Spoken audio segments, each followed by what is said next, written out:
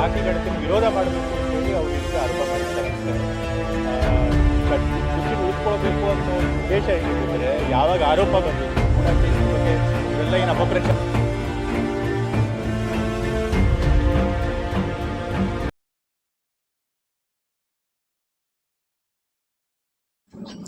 ಯತೀಂದ್ರ ಸಿದ್ದರಾಮಯ್ಯ ಕಲ್ಲುಕುಂಭ ಗ್ರಾಮದಲ್ಲಿ ಭಾಷಣ. ಕುರುಬ ಸಮಾಜದ ಮಹಾನಾಯಕರು ಅಂದರೆ ಸಂಗೊಳ್ಳಿ ರಾಯಣ್ಣ, ಕನಕದಾಸರು. ಇವರು ಕುರುಬ ಸಮಾಜದ ಎರಡು ಕಂಡುಗಳು ಇದ್ದಂತೆ.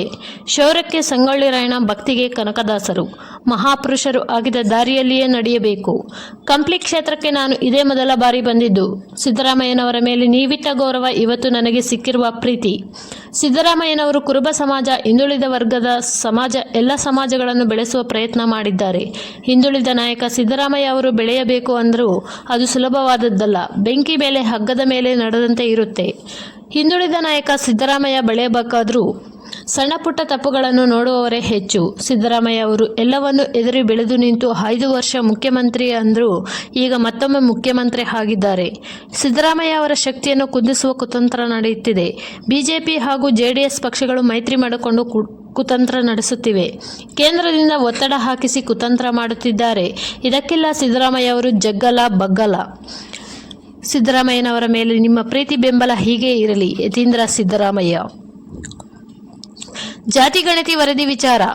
ಬಳ್ಳಾರಿಯ ಕಲ್ಲುಕುಂಭದಲ್ಲಿ ಸಚಿವ ಬೈರತಿ ಸುರೇಶ್ ಹೇಳಿಕೆ. ಜಾತಿ ಗಣತಿ ವರದಿ ಸಚಿವ ಸಂಪುಟದ ಮೇಲೆ ಅನುಮೋದನೆಗೆ ಇಟ್ಟಿದ್ದೀವಿ. 17ನೇ ತಾರೀಕು ಇದರ ಚರ್ಚೆ ಮಾಡೋದಕ್ಕೆ ವಿಶೇಷ ಸಂಪುಟ ಸಭೆ ಇಟ್ಟಿದ್ದೀವಿ. ಬೇರೆ ಯಾವುದೇ ವಿಷಯ ಅಲ್ಲಿ ಇಟ್ಟಿಲ್ಲ. ಈಗಾಗಲೇ ಅದರ ವರದಿ ಕೊಟ್ಟು ಪರಾಮರ್ಶೆ ಮಾಡೋದಕ್ಕೆ ಮುಖ್ಯಮಂತ್ರಿಗಳು ಕೊಟ್ಟಿದ್ದಾರೆ. ಅದನ್ನು ನಾವೆಲ್ಲ ಓದಿ ನೋಡ್ತೇವೆ. ಅದು 100 ಪೇಜ್ ಇದೆ. ನಮಗೂ ಓದೋದಕ್ಕೆ ಟೈಮ್ ಸಿಗಲಿಲ್ಲ. ಓದಿದ ಮೇಲೆ ಸಂಪುಟ ಸಭೆಯ ಮುಂದೆ ಅದರ ಬಗ್ಗೆ ಅಭಿಪ್ರಾಯ ಮಂಡಿಸ್ತೇವೆ. ಎಲ್ಲರಿಗೂ ಸರಿ ಅನಿಸಿದರೆ ಅದನ್ನು ಹೌಸ್ನಲ್ಲಿ ಇಡ್ತಾರೆ. ಈಗಾಗಲೇ ನನ್ನ ಕೈಗೂ ವರದಿ ಸಿಕ್ಕಿದೆ, ಆದರೆ ಅದನ್ನು ಓದಿಲ್ಲ. ಅದನ್ನು ಓದಿ ಸಚಿವ ಸಂಪುಟದ ಮುಂದೆ ಅಭಿಪ್ರಾಯ ಮಂಡಿಸ್ತೇವೆ. ಆಮೇಲೆ ಎಲ್ಲರ ಅಭಿಪ್ರಾಯ ಪಡೆದು ಅಧಿವೇಶನದಲ್ಲಿ ಮಂಡಿಸ್ತೇವೆ. ಜಾತಿ ಗಣತಿ ಮಾಡಿದರೆ ಬಿಜೆಪಿಯವರಿಗೆ ತೊಂದರೆ ಏನಿದೆ? ಯಾವ ಸಮಾಜ ಹಿಂದುಳಿದಿದೆ, ಮುಂದುವರೆದಿದೆ ಅನ್ನೋದನ್ನು ತಿಳಿಯೋದು ತಪ್ಪ? ಇದರೆಲ್ಲ ರಾಜಕೀಯ ಏನು ಬಂತು? ರಾಜಕೀಯ ಮಾಡ್ತಿರೋದು ರಾಜಕೀಯ ವಿರೋಧಿಗಳು. JDS ಬಿಜೆಪಿಯವರಿಗೆ ಮಾಡೋದಕ್ಕೆ ಯೋಗ್ಯತೆ ಇರಲಿಲ್ಲ. ಆರ್ಥಿಕ ಶೈಕ್ಷಣಿಕ ಪರಿಸ್ಥಿತಿ ಯಾವ ಥರ ಇದೆ ಅಂತ ಹೇಳೋದು ತಪ್ಪ. ಶಾಮನೂರು ಶಿವಶಂಕರಪ್ಪನವರದ್ದು ಏನಾದರೂ ವೈಯಕ್ತಿಕ ಅಭಿಪ್ರಾಯ ಇದ್ದರೆ ಅವರು ಹೇಳಿಕೊಳ್ಳಲಿ.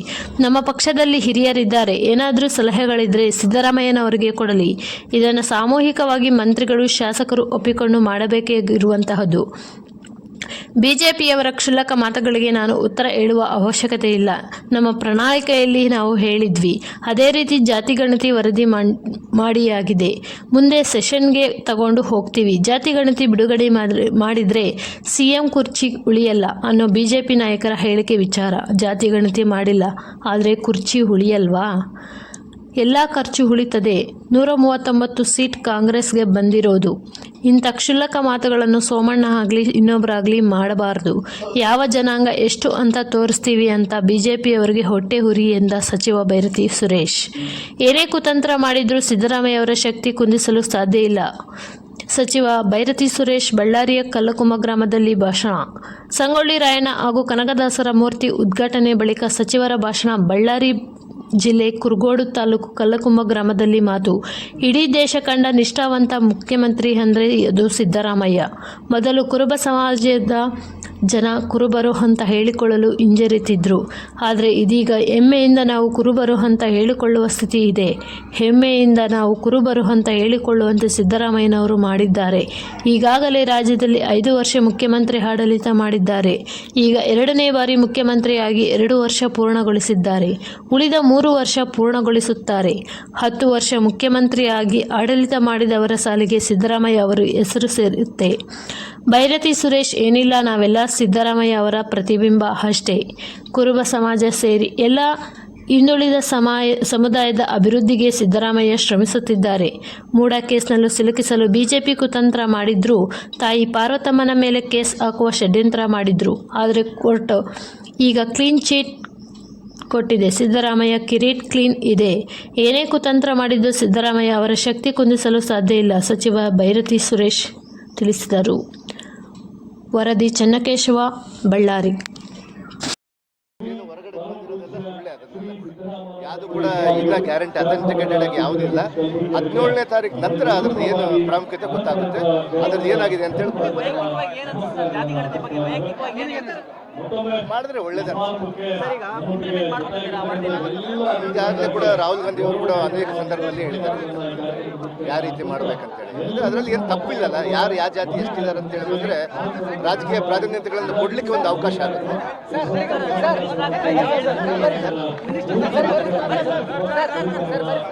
ಈಗ ಈಗಾಗಲೇ ಕೂಡ ಚರ್ಚೆ ಮಾಡ್ಕೊತಾ ಇದ್ದಾರೆ. ನಮ್ದು ಯಾವತ್ತೂ ಕೂಡ ಕಾಂಗ್ರೆಸ್ ಒಂದು ಕಲ್ಚರ್ ಇರುತ್ತೆ, ಒಂದು ಇತಿಮಿತಿಗಳು ಇರುತ್ತೆ. ಅದಕ್ಕೆ ಯಾವ ರೀತಿಯಾಗಿ ಸುಮ್ಮನೆ ಸಡನ್ ಆಗಿ ಮಾಡೋದಿಲ್ಲ. ಆ ರೀತಿಯಾಗಿ ಇವತ್ತು ನಮ್ಮ ಹೈಕಮಾಂಡ್ ಮೇಲೆ ನಂಬಿಕೆ ಇದೆ, ಮಾನ್ಯ ಮುಖ್ಯಮಂತ್ರಿಯವರು ಉಪಮುಖ್ಯಮಂತ್ರಿಗಳ ನಂಬಿಕೆ ಇದೆ. ಖಂಡಿತವಾಗಿ ಕೂಡ ನಾನು ಆಗ್ತೀನಿ ಅಂತೇಳಿ ಭರವಸೆ ಇದೆ. ಓಪನ್ ಸ್ಟೇಜ್ ನಲ್ಲಿ ಆ ರೀತಿಯೇನಿಲ್ಲ. ನಮ್ಮ ಆತ್ಮೀಯರವರು ಎಲ್ಲರೂ ಕೂಡ, ನಮ್ಮ ಸುರೇಶ್ ಮಾವ ನನಗೆ ಸಿದ್ದರಾಮಯ್ಯ ಅವರ ಅಣ್ಣನ ಥರ, ನಮ್ಮ ಯತೀಂದ್ರ ಅವರ ಅಣ್ಣನ ಥರ ಇದ್ದಾರೆ, ನಮ್ಮ ಗಣೇಶ್ ಅವರು, ನಮ್ಮ ಭರತ್ ಅವರು ಎಲ್ಲರೂ ಕೂಡ ಈ ಜಿಲ್ಲೆ ಭಾಗಕ್ಕೆ ಒಂದು ಪ್ರಾತಿನಿಧ್ಯ ಕೊಡಬೇಕಂತೇಳಿ ಅವರ ಆಸೆ ಇದೆ. ಬಹುಶಃ ಖಂಡಿತವಾಗಿ ಅದನ್ನೆಲ್ಲ ಕೂಡ ಮಾನ್ಯ ಮುಖ್ಯಮಂತ್ರಿ ಉಪಮುಖ್ಯಮಂತ್ರಿ ಅವರು ಅದನ್ನೆಲ್ಲ ಕೂಡ ನೋಡ್ಕೊತಾರೆ. ಖರ್ಗೆ ಸಾಹೇಬರು ಎಲ್ಲರೂ ಕೂಡ ಅದನ್ನೆಲ್ಲ ನೋಡ್ತಾರೆ. ಮೊದಲಾಗಿ ಮುಖ್ಯಮಂತ್ರಿಗಳ ಚೇರಿಗೆ ಯಾವುದೇ ಕುತ್ತು ಬಂದಿಲ್ಲ, ಯಾವುದೇ ಅಪಾಯ ಕೂಡ ಬಂದಿಲ್ಲ. ಸುಮ್ಮನೆ ಜಾತಿ ಗಣತಿಯನ್ನು ವಿರೋಧ ಮಾಡಬೇಕು ಅಂತ ಹೇಳಿ ಅವ್ರು ಈ ರೀತಿ ಆರೋಪ ಮಾಡಿದ್ದಾರೆ ಅಷ್ಟೇ. ಕುರ್ಚಿನ ಉಳಿಸ್ಕೊಳ್ಬೇಕು ಅನ್ನೋ ಒಂದು ಉದ್ದೇಶ ಇದ್ದಿದ್ದರೆ ಯಾವಾಗ ಆರೋಪ ಬಂದಿತ್ತು ಮೂಡ ಕೇಸ್ ಬಗ್ಗೆ ಇವರೆಲ್ಲ ಏನು ಅಪಪ್ರಚಾರ ಮಾಡ್ತಿದ್ರು, ದೊಡ್ಡದಾಗಿ ವಿವಾದ ಎಬ್ಸಿದ್ರು, ಆ ಸಮಯದಲ್ಲೇ ತರ್ಬೋದಾಗಿತ್ತು. ಹಾಗೆಲ್ಲ ಇಲ್ಲ, ಬಜೆಟ್ ಆಗಬೇಕಿತ್ತು.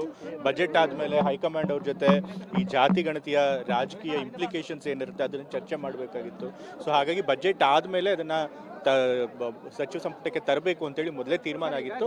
ಅದರಂತೆ ಅವ್ರು ಇವತ್ತು ಜಾತಿ ಗಣತಿನ ಸಚಿವ ಸಂಪುಟಕ್ಕೆ ಮಂಡಿಸಿದ್ದಾರೆ. ವಿರೋಧ ವ್ಯಕ್ತಪಡಿಸಿದ್ದಾರೆ ಸ್ವಾಮೀಜಿಗಳು, ಅಂಬಾಪುರಿ ಶ್ರೀಗಳಾಗಿರ್ಬೋದು, ಬೇರೆ ಬೇರೆ ವೀರಶೈವ ಕಮಿಟಿಯವರಾಗಿರ್ಬೋದು, ಬಹಳ ವಿರೋಧ ವ್ಯಕ್ತಪಡಿಸಿದ್ದಾರೆ. ಈಗ ನಾವು ಜಾತಿ ಗಣತಿಯನ್ನ ಜಾರಿಗೆ ತರ್ತೀವಿ ಅಂತ ಹೇಳಿ ನಮ್ಮ ಪ್ರಣಾಳಿಕೆಯಲ್ಲಿ ಹೇಳಿದ್ವಿ. ಜನದ ಮುಂದೆ ಜಾತಿ ಗಣತಿಯನ್ನು ತರ್ತೀವಿ ಅಂಥೇಳಿ ಭರವಸೆ ಕೊಟ್ಟಿದ್ದೀವಿ.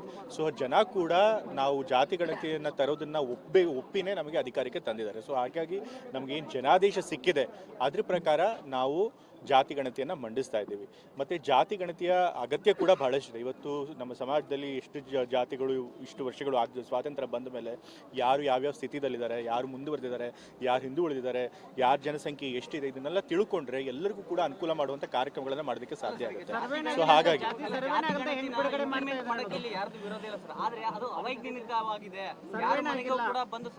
ಜಾತಿ ಗಣತಿ ಇನ್ನೂ ಮಂಡಿಸೇ ಇಲ್ಲ. ಅದ್ರೊಳಗೆ ಏನು ವಿಷಯಗಳಿದೆ ಅನ್ನೋದು ಕೂಡ ಗೊತ್ತಿಲ್ಲ. ಅದು ಗೊತ್ತಿಲ್ಲದೇನೆ ಅವೈಜ್ಞಾನಿಕವಾಗಿದೆ ಅಂತ ಹೇಗೆ ಹೇಳ್ತಾರೆ? ಮೊದಲು ಜಾತಿ ಗಣತಿಯನ್ನು ಮಂಡಿಸಲಿ, ಅದರೊಳಗಿರೋ ಅಂಶಗಳನ್ನು ಬಹಿರಂಗ ಸಾರ್ವಜನಿಕವಾಗಿ ಬಹಿರಂಗ ಆಗಲಿ, ನಂತರ ಅದರೊಳಗೆ ಚರ್ಚೆ ಮಾಡಲಿ, ಅದರೊಳಗೆ ಏನು ಅವ್ರಿಗೆ ಸರಿ ಬಂದಿಲ್ಲ ಅನ್ನೋದನ್ನು ತಿಳಿಸ್ಲಿ. ಅದನ್ನ ನೋಡಿ ಅವರು ತೀರ್ಮಾನ ಮಾಡಬೇಕು ಹೊರತು ಮಂಡಿಸೋದಕ್ಕಿಂತ ಮುಂಚೆನೇ ಅವೈಜ್ಞಾನಿಕವಾಗಿ ಅಂತ ಹೇಳೋಕ್ಕಾಗಲ್ಲ. ಈ ಜಾತಿ ಗಣತಿ ವರದಿಯಿಂದನೇ ಸಿಎಂ ಅವರು 5 ವರ್ಷ ಪೂರ್ಣಗೊಳಿಸೋದು ಕಷ್ಟ ಅಂತ ಹೇಳ್ತಾರೆ. ಈಗ ನಾನು ಮೊದಲೇ ಹೇಳಿದಾಗೆ ಪ್ರಣಾಳಿಕೆಯಲ್ಲಿ ಕೂಡ ಕೊಟ್ಟಿರುವಂತ ಭರವಸೆ ರಾಹುಲ್ ಗಾಂಧಿ ಅವರು ಕೂಡ ಅದನ್ನ ಪ್ರಾಮಿಸ್ ಮಾಡಿರೋದು. ಸೊ ಹಾಗಾಗಿ ನಾವು ಜನಕ್ಕೆ ಏನು ಭರವಸೆ ಕೊಟ್ಟಿದ್ದೀವಿ ಅದನ್ನ ನಾವು ಈಡೇರಿಸ್ತೀವಿ.